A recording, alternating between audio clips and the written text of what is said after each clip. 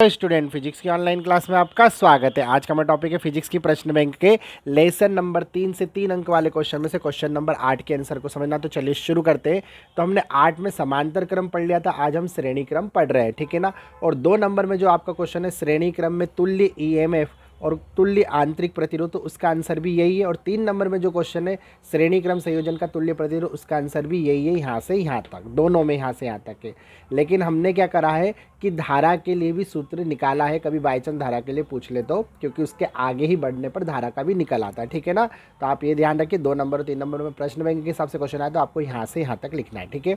तो एक बार इसको देख लेते हैं। श्रेणी क्रम संयोजन, सेलों के श्रेणी क्रम संयोजन में एक सेल के ऋण ध्रुव को दूसरे सेल के धन ध्रुव से, दूसरे सेल के ऋण ध्रुव को तीसरे सेल के धन ध्रुव से जोड़ते हैं और यही क्रम आगे तक चलता रहता है। और अंत में क्या करते हैं, पहले सेल के धन ध्रुव को और अंतिम सेल के ऋण ध्रुव को बाह्य पर प्रतिरोध R से जोड़ने पर धारा बहने लगती है। अब माना कि हमने n सेल जो है वो श्रेणी क्रम में जोड़ दिए हैं, जिसमें प्रत्येक सेल का विद्युत वाहक बल E है और आंतरिक प्रतिरोध कितना है, R है, ठीक है ना। तो परिपथ का जो कुल विद्युत वाहक बल होगा, चूंकि इनके सिरे अलग अलग है हर सेल के, तो इनका जो कुल विद्युत वाहक बल होगा सबके सेलों के विद्युत वाहक बल जुड़ जाएंगे। तो जितने भी सेल लिए, तो हमने n सेल लिए तो ये हो गया NE, तो परिपथ का कुल विद्युत वाहक बल हो गया NE। अब परिपथ का कुल आंतरिक प्रतिरोध, तो चूंकि सेल श्रेणी क्रम में जुड़े हैं तो आंतरिक प्रतिरोध भी किस में जुड़े होंगे, श्रेणी क्रम में। तो प्रतिरोध का यहाँ पर श्रेणी क्रम लग जाएगा। श्रेणी क्रम होता है R बराबर R1 plus R2 plus R3।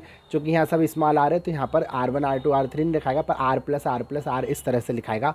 तो R डैश बराबर हो गया R plus R plus dash N। तो ये हो गया, यहाँ पर N का मल्टीप्लाई हो गया, तो ये हो गया R डैश बराबर NR। ये हो गया हमारा आंतरिक प्रतिरोध। लेकिन ये तो हो गया हमारा प्रश्न बैंक के हिसाब से। अगर हमें धारा भी निकालनी हो तब हम इसको आगे देखते हैं। तो परिपथ का जो बाह्य प्रतिरोध है वो कैपिटल R है, तो कुल प्रतिरोध क्या हो गया, कुल प्रतिरोध हो गया बाह्य प्रतिरोध प्लस आंतरिक प्रतिरोध। आंतरिक प्रतिरोध की वैल्यू हम निकाल के लाए NR, तो हमने यहाँ लिख दिया R प्लस इस R डैश की जगह लिख दिया NR। अतः बाह्य परिपथ में बहने वाली जो कुल धारा होती है वो परिपथ का कुल विद्युत वाहक बल और कुल प्रतिरोध के बटे में आती है। तो यहाँ हमने I का I लिख दिया धारा के लिए, और जो हमारा विद्युत वाहक बल है NE, तो कुल विद्युत वाहक बल NE रख दिया। कुल प्रतिरोध है R प्लस NR, तो हमने लिख दिया R प्लस NR। तो ये आ गया, धारा के लिए भी व्यंजक निकल के आ गया।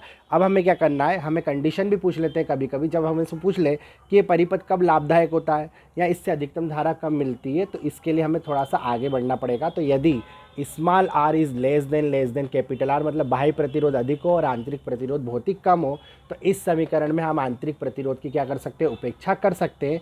तब यहाँ पर आ जाएगा NE बटे में कैपिटल R, ये इसकी पूरी उपेक्षा हो जाएगी, तो यहाँ पर नहीं आएगा, ठीक है ना। अगर इस n को हम आगे ले लें तो I बराबर N इंटू यहाँ बचेगा E बटे R जो होता है एक सेल से प्राप्त धारा होती है।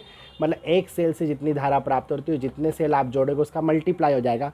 मान लो आपने 5 सेल जोड़े और एक सेल से धारा 2 एम्पियर होगी, तो आपको टोटल 10 एम्पियर धारा मिलेगी, ठीक है ना। तो सेलों का श्रेणी क्रम कब लाभदायक होता है, जब उसका बाह्य प्रतिरोध आंतरिक प्रतिरोध की तुलना में बहुत अधिक होता है, तब सेल से अधिकतम धारा प्राप्त होती है। तो उम्मीद है आप इसका आंसर समझ गए होंगे। मिलते हैं अगले वीडियो में अगले टॉपिक के साथ, तब तक आप पढ़ते रहिए। Best of luck for your exam.